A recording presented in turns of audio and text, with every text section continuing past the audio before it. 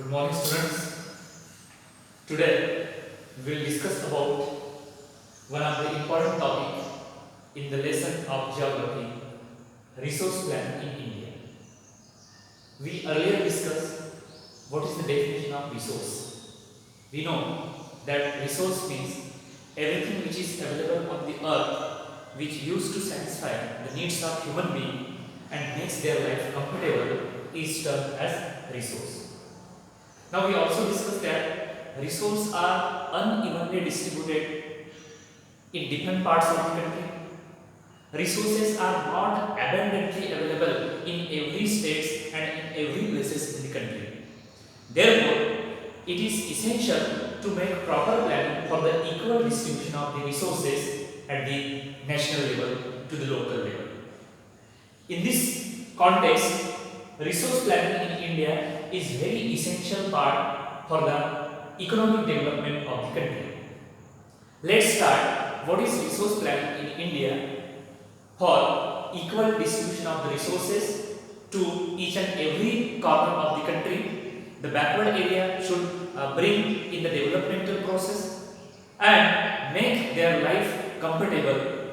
These are the important aspects of the resource planning in India. Now, what are the different steps of resource planning in India? Let us see. The first step of resource planning in India, which is identification and inventory. Identification and inventory of resources. In this step, there are 4 sub-steps that can be implemented by developing the resources and making proper planning of the resources at the national level. The first step involves surveying. Second, mapping. Third, survey mapping. Quantitative estimation. And fourth, qualitative estimation.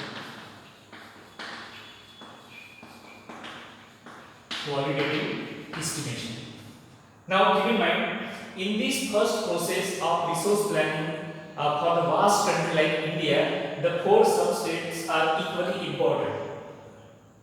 If suppose resources are found out in one particular area, the government officials and the local administration people involved in surveying that area. The area is surveyed that how much how much square foot of area the resources have been found out.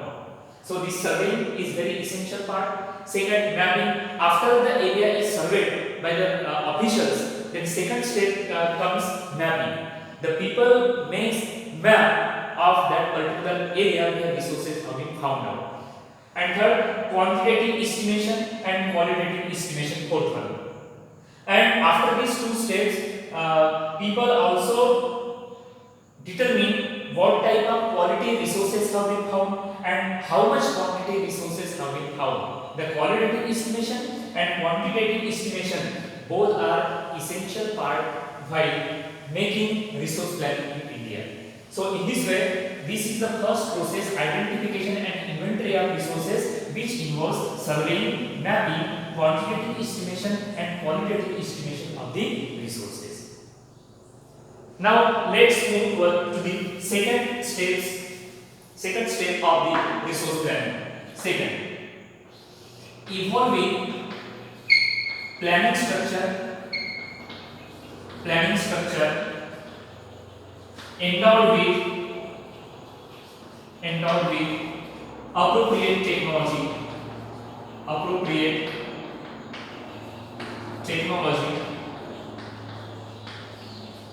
skills and institutional setup. Now, second step of resource planning in India is also very vital for the economic development, because we earlier discussed that resources are only used when they are accompanied with the appropriate technology.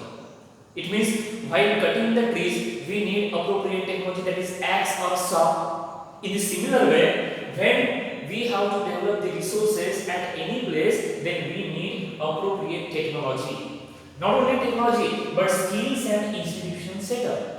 Skills means, let's take an example. If I have given a task to the student to do some work on the computer, but he has no knowledge about the computer, means he is not skillful in that particular field. It means that when students who are taking graduations or students who are taking industrial training institutes, means for the skillful resource person, these are called skills.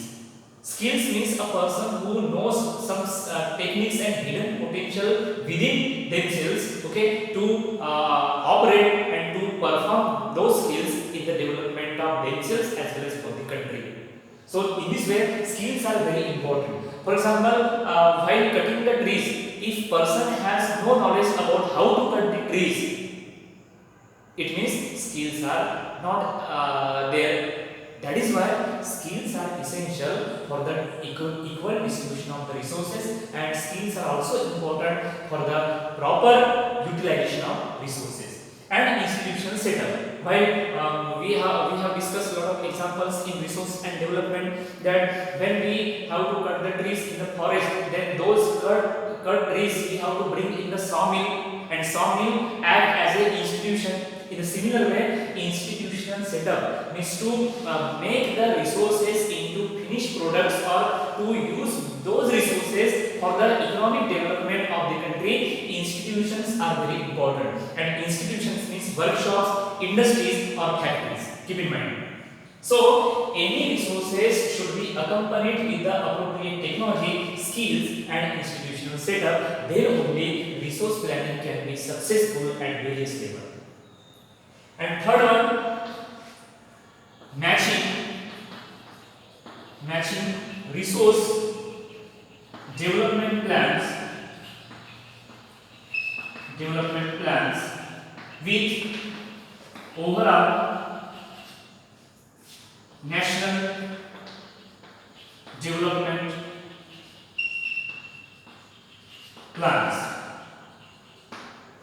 Now, resource plan at the local level, at the regional level, should be matched to the national level.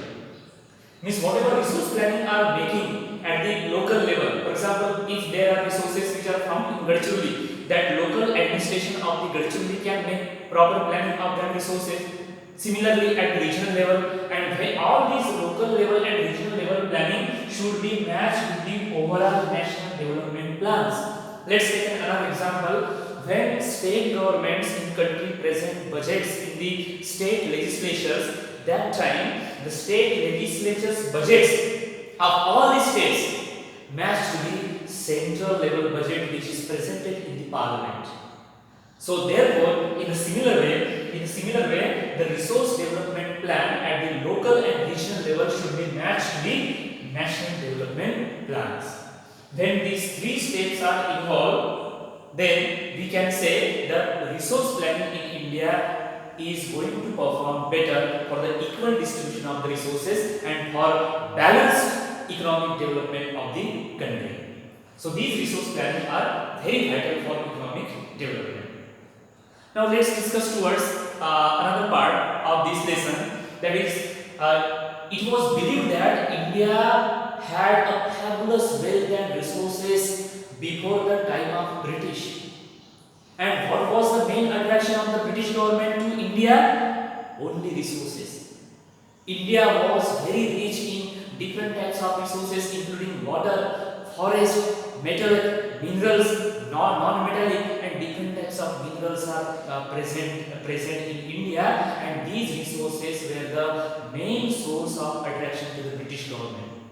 And therefore, British government, colonial government comes in India, and they started using the resources for their development, not India. And irrational consumption and overutilization of resources by the colonial government leads to the depletion of the resources in India. most of the resources they utilize in India, they were also transported to their own countries. Most of the resources they sold in international market because they were very much better in the technology, because they were very much skillful people. The industrial revolution took place in Britain, and therefore they had vast technology with them, and with the help of that technology they indiscriminate or they overutilize the Indian resources. Therefore there was big concern that how to save and how to conserve resources.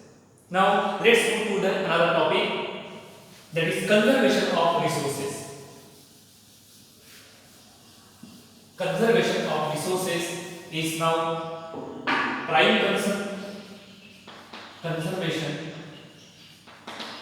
of resources. Conservation of resources. There were many political leaders in India who were in the past who were very much concerned in voicing their voice to conserve the resources. And because resources are very essential for our life, we cannot live without resources. Resources are so important that at every minute, at every second, we require resources. And therefore, Mahatma Gandhi, one of the great political leader in India, was very much concerned about the conservation of resources. What he said, because he found out that British government was overutilized the Indian resources. This would lead to the greatest problem in the future for the India, and therefore he was very much concerned about their conservation of resources. What he said? He said that there is enough for everybody's need, but not for anybody's greed. Greed means very much intense desire. If people decide and develop intense desire among them regarding utilization of resources, this can lead to the depletion of resources, and it cannot satisfy the need of one person. Actually, there are a lot of resources available on the surface of the earth. These can satisfy the needs of human beings which are spread all over the world. But if one person began to think about the greediness or selfishness, mind is developed regarding resources, then all the resources which is available on the earth cannot be sufficient to equal distribution of the resources and equal utilization of resources. Therefore, Mahatma Gandhi said that there is enough for everybody's need, but not for anybody's greed. He placed selfish and greedy nature of individual and technology as the root cause of resource depletion at the global level. Selfish and greedy nature of individual and exploitative nature of modern technology is the root cause of resource depletion at the global level. Therefore, Mahatma Gandhi was against the mass production and wanted to replace it with the production by the masses. Means he was against mass production by using technology, because technology can overutilize and they can make the resources indiscriminately available for the people. Therefore, he was against mass production and wanted to replace it with the production by the masses. Masses means people. The production should come from the people, means by hand. That time resources can be conserved. Otherwise, you might be knowing how modern technology is using or performing the work of 50 people at the same time, 100 people at the same time. In this way, modern technology have not only created problem for the overutilization and indiscriminate use of resources, but it also reduced the human beings into unemployment category. Therefore, this conservation of resources is very vital. So, dear students, remember what we have discussed today about the conservation of resources and resource planning in India. Thank you.